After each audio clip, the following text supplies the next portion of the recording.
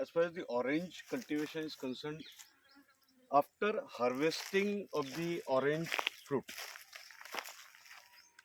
four most important stages are there which the farmers must follow strictly to get better production next year. And these four stages includes number one, the rest period. Rest period is immediately after the harvesting.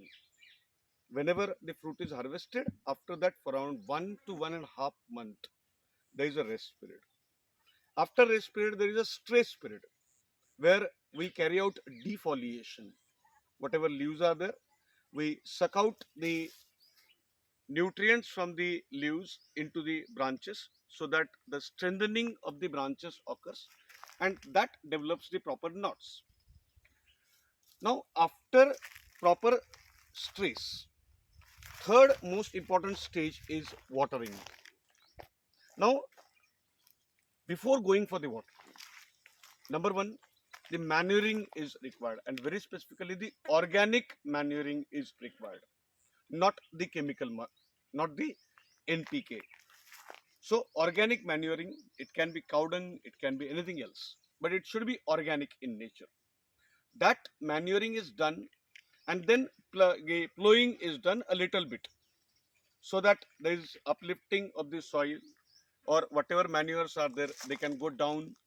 But this should not disturb the uh, roots, particularly white roots of the trees. A little bit disruption can occur, but that don't have any negative impact on the next season, because during the rest period and followed by the stress period, majority of the roots, because of lack of water into the soil, when we are not going for the watering, the roots are mainly dead or neutral. So even if there is little damage, it doesn't cause any major trouble for the plants. Now, after doing manuring and all these things, here when there is proper stress, now how to identify proper stress? Proper stress needs to be identified when there is 30 to 35, 40% defoliation. Now, if the defoliation doesn't occur, here sometimes the urea can be suggested, but that depends on the nature of, can say, plantation. At the same time, nature of species and the height of the plants, the age of the plant, the type of the soil, a lot of things are there. So that needs to be taken very carefully. Now, as far as the watering is concerned, instead of going for flood watering, it is always suggested that initially the watering should be done in three stages.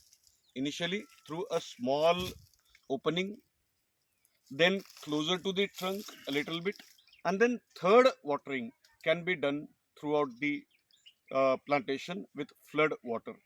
Right. So these three stages needs to be taken into consideration while watering the plant.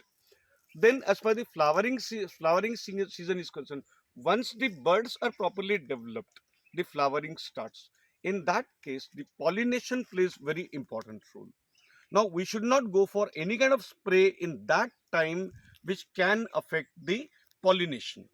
The pollination should not be affected in that case, right?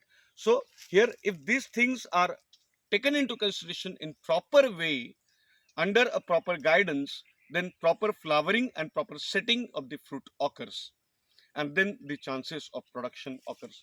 So all the farmers, particularly in the northern hemisphere, we lives in India. Today we are into the Amaravati district, which is closer to the orange capital of India, that is Nagpur, where even the orange research center people should consider this and should promote this among the farmers, so that the proper guidance will be provided to them. Myself, Santosh Rode Patil for Bakshopti. Thank you.